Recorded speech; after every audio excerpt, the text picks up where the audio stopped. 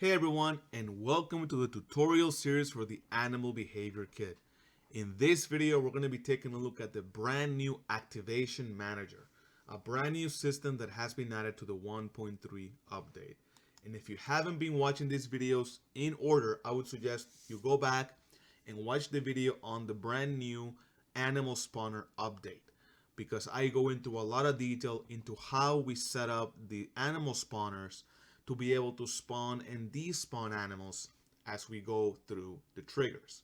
And the reason for that is because we're going to be using that exact same setup in today's video, in addition to the brand new Activation Manager, to create a level that, in my opinion, should be the best setup for an open world game. And you'll see why I say that in just a minute here. And also, instead of using our test level, what we're going to do is we're going to be taking a look at a brand new level that I've added that you guys already have in your project that is already completely set up to work with the Activation Manager.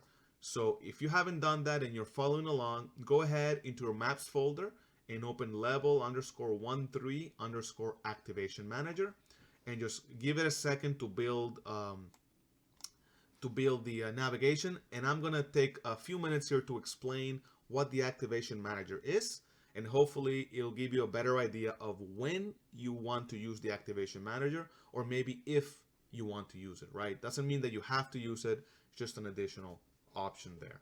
So what I'll do is I'm going to come here and I'm gonna grab one of the animals that I'm using for this level, just to show you where that option is. So if you go down to the animal setup, I'm going to keep scrolling down here, all the way here.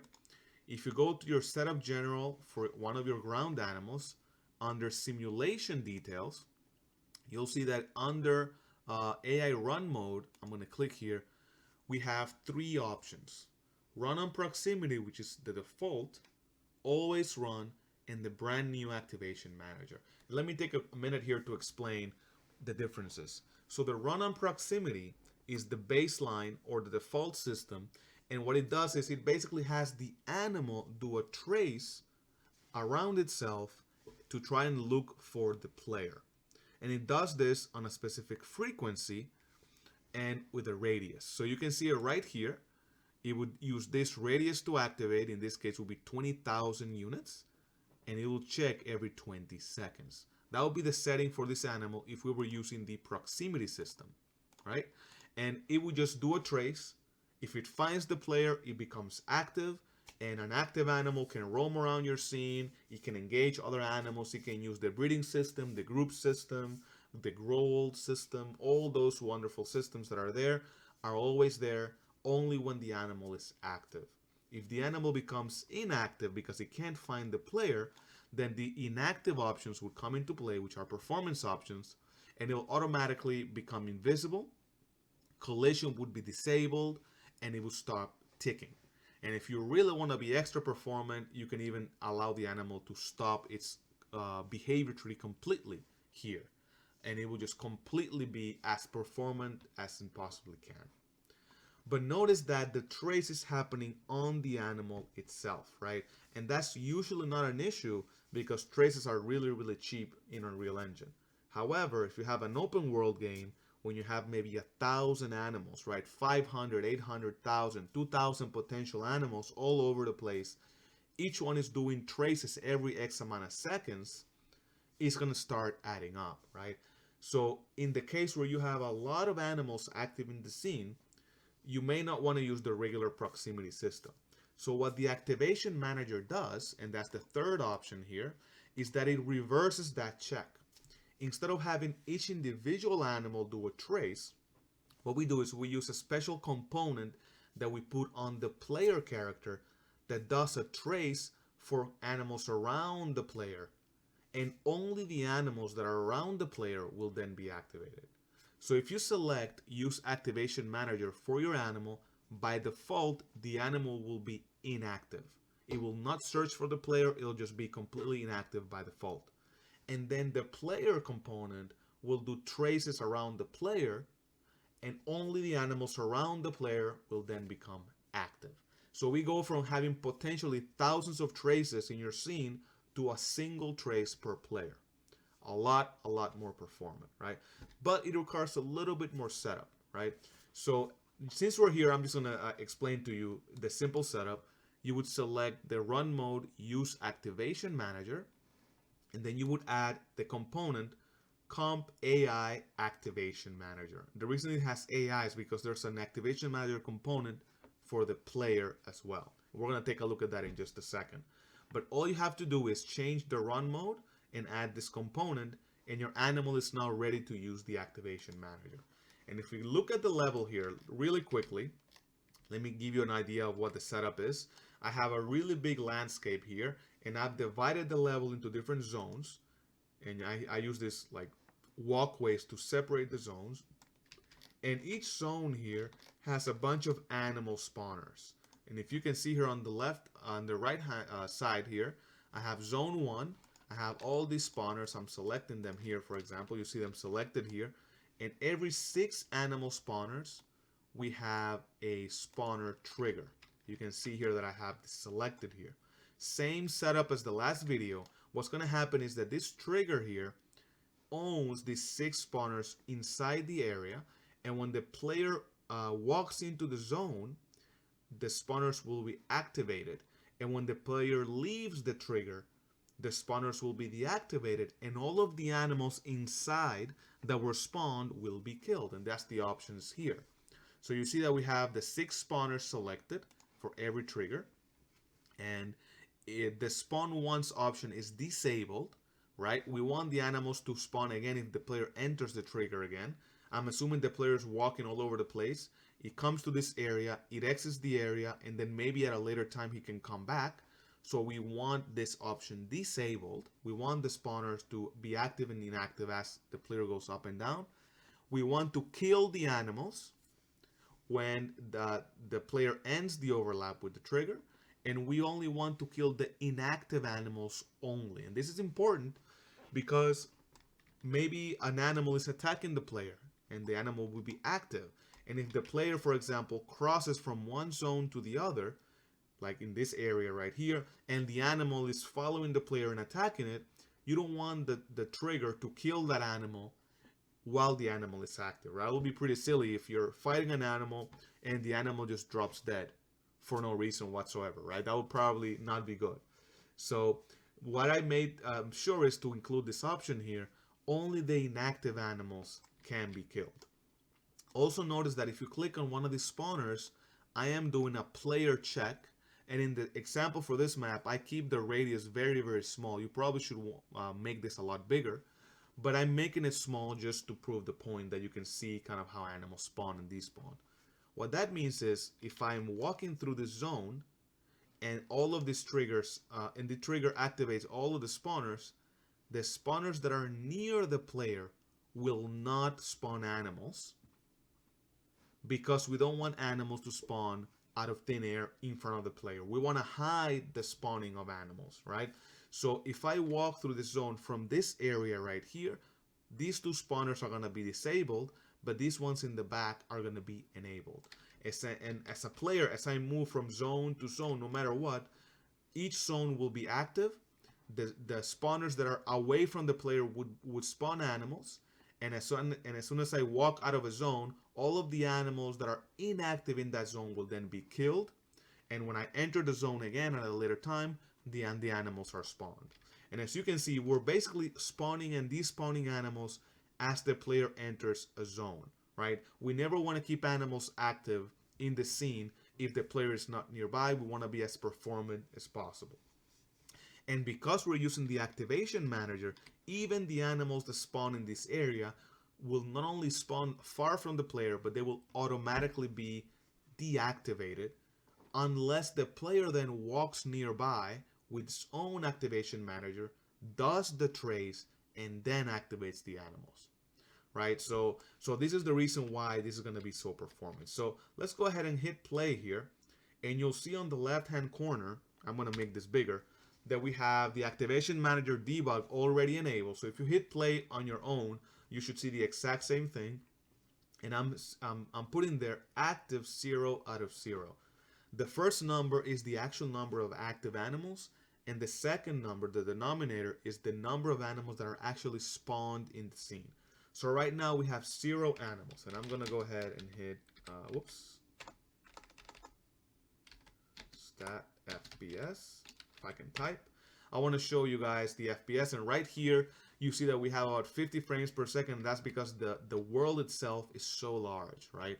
But as I start walking around, notice the number on the left hand corner. We have 12 animals that have spawned, 17 animals, but only 5 are active, and those active animals are the ones that are nearby the player because we're using the activation manager. So out of 43 animals, or 49 in this case, and now 55, only 16 are active. And those animals that are active are the only animals that are nearby the player. So as I walk around here, I'm gonna go run it really quickly here. I continue to activate different zones. And you can see now that we're up to 22 out of 72. And if I stop right here in between zones, notice that we have 7 active out of 77. And very quickly here, as the animals become inactive, you'll see that we start calling the animals. So now 6 out of 61. And if I keep walking this way, I'm going to go really far. Now we only have 2 animals out of 39 that are active. Eventually we will have 0 active animals, and then those animals that are inactive can then be killed off. Right, so now we have 0 out of 24. And then you'll see that the number keeps going down and down. Notice that it's a gradual decrease. That's because every round, every try, we only kill the inactive animals, and then we wait for the next round, which I think is every 10 seconds by default. Then we kill the rest of the animals, and you can see how it goes down. Now it's 0 out of 4, and eventually it'll get to 0 out of 0. And that's the reason why we can keep a stable frame rate. 0 out of 2, and then eventually we'll get to 0 out of 0. And if I go ahead, for example, now and enter a new zone, notice how the number now changes. Now it's 13, 2 out of 13, for example, 2 out of 19, and it just keeps going and going, right? So go ahead and play around, walk around this level. You can run really fast to activate a bunch of different zones, and notice how the animals are called slowly. And if you go back to the zone, you'll see exactly what happens. So now that we know how everything generally works, let's go back to the slide. And we've reviewed the animal spawner setup. And now let's take a look at the different components, right? So we already took a look at that, but the animal activation manager component, let's go ahead and reiterate. The animals that you want to work need to have the run mode activation manager, like I showed you guys before. It's gonna be right here, run mode activation manager, and they have to have component AI activation manager on them. Then we also want to make sure that we have an actual activation manager blueprint in the level. You can see this guy right here. It's an actual blueprint actor that you have to drag onto your level. And you can see that right now under setup, I have debug stats, and that's what's printing the little text on the top left corner there. You don't obviously will not want to have that for your game, but this is the actor that keeps track of all of the animals in the scene and decides which animals are going to be called or not. And you see the arrays here. They're here if you wanted to debug. You can eject, for example, and see how many animals are there, and you can actually see the reference. And finally, for the player, I'm gonna go up here and let's go back to characters. We have a special player called character_AM. AM stands for activation manager. This is the exact same player, but we have a brand new component called component_player activation manager. And there's a few settings here if you select it. One is whether it's active or not. Then you have a check frequency and a trace radius. This is the same exact setup that you have on the animals, but you have it now on the player. And you can even debug the animal check. Here, we're just gonna do that. And let's make the trace radius smaller, like 5,000. Now go ahead and compile. And if I click play here,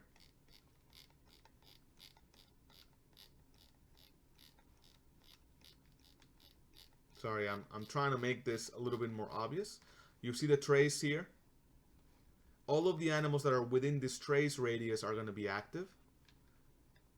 And as I walk around, you can see that the animals here were inactive. They're now active because they're inside the radius. And as they move away from the radius, then they become inactive.